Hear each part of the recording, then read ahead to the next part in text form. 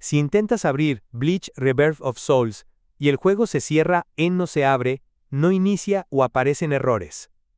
Esto puede suceder porque tus controladores no están actualizados o los archivos de BLEACH Rebirth of Souls están dañados o corruptos.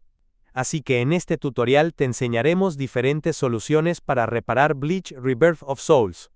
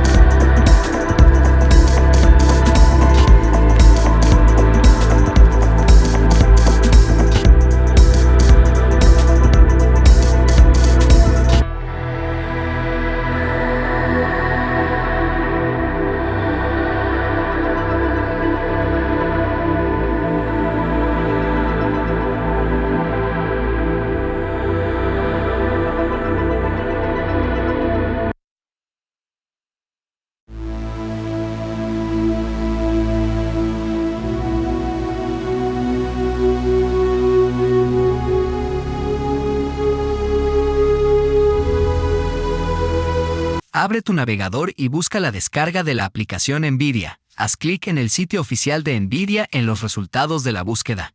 Una vez en el sitio web, haz clic en Descargar para obtener el instalador. Cuando se complete la descarga, abre el archivo y sigue las instrucciones para instalarlo.